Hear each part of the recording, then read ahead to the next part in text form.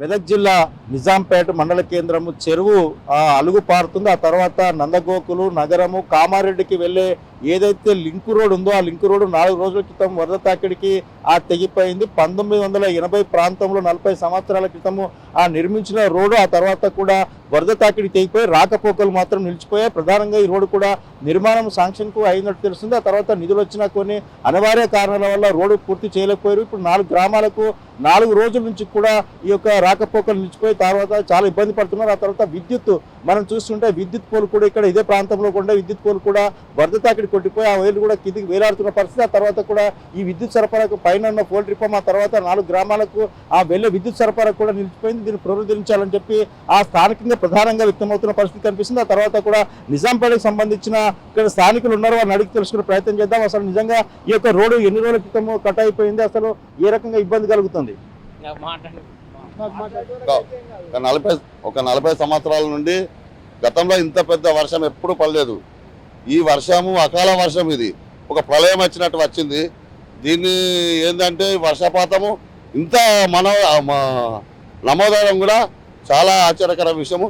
కాకపోతే రోడ్డు పోవడం మా బాధాకర విషయము. అదేవిధంగా చూస్తున్నారు మీరు వ్యవసాయదారులు, మీరు అక్కడ పంట పొలాలు ఉంటాయి, పోవాలంటే ఏ రకంగా ఇబ్బంది కలుగుతుంది? చేస్తేనే పని చేస్తేనే పోవచ్చు, లేకపోతే పోనే రాదు. దీన్ని కడితేనే మాకు పోతుంది, లేకపోతే మొత్తం బంద్ బంద్ అయిపోయింది. పూలు ఊలిపోయింది, ఇది రస్తా మొత్తం బంద్ అయిపోయింది, మొత్తం గడ్డి పడ్డది.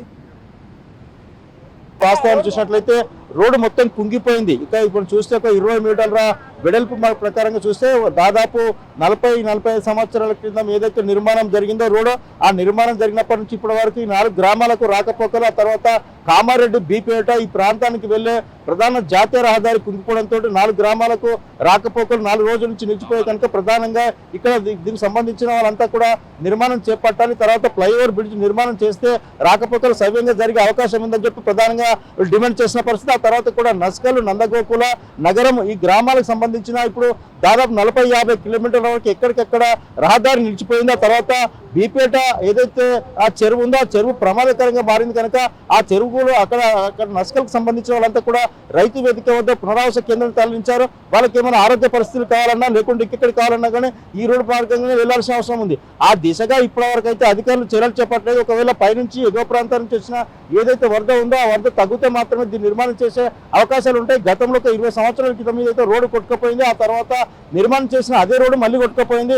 ఎప్పుడో 40-50 సంవత్సరాల కింద నిర్మాణం చేసిన ఏదైతే బ్రిడ్జ్ ఉందో ఆ బ్రిడ్జ్ కింద మనం చూడొచ్చు కానాలు, అంటే నీళ్లు పూర్తిగా సవ్యంగా వెళ్ళిపోవడానికి 1, 2, 3, 4, 5, 6, 7, 8 కానాల పూలుకు నిర్మించి ఆ తర్వాత బ్రిడ్జికి అంటే దాదాపు పై ఉన్న ఎగువ ప్రాంతాన్ని ఎక్కన్నపేట ఆ మెదక్ నుంచి వచ్చే ఏదైతే వరద ఉందో ఆ వరద కూడా సవ్యంగా వెళ్ళిపోవడానికి ఆ రోజు బ్రిటిష్ కాలంలో దీన్ని డిజైన్ చేసి నిర్మాణం చేశారు. ఆ రోజు నుంచి ఈ రోజు వరకు కూడా నీటి తాకిడి ఇంతగానం రాలేదు కనుక ఈ యొక్క వర్ష ప్రభావం వల్ల ఈ రోడ్డు తెగిపోయిందని చెప్పి ప్రధానంగా స్థానికులు చెప్తున్న పరిస్థితి. తర్వాత ఇప్పటికైతే రహదారులకు సంబంధించిన R&B అధికారులు కానీ ఇక్కడికి వచ్చి ఈ పరిస్థితిని అంచనా వేసి ఎంత అవసరం పడుతుంది, తాత్కాలికంగా నిర్మాణం చేస్తే ఎంత పూర్తి సమయం పట్టే అవకాశం ఉంది తెలపాల్సిన అవసరం ఉంది. ఇప్పటికే 4 రోజుల నుంచి రాకపోకలు నిలిచిపోయి కనుక పునరుద్ధరించాలని చెప్పి ప్రధానంగా ఇక్కడ 4 గ్రామాలకు సంబంధించిన వాళ్ళు, నిజాంపేటకు సంబంధించిన వాళ్ళు, వ్యవసాయదారులు కూడా ప్రధానంగా కోరుతున్న పరిస్థితి అయితే మనకు కనిపిస్తుంది. కెమెరామెన్ కృష్ణతో దుర్గారెడ్డి, నిజాంపేట.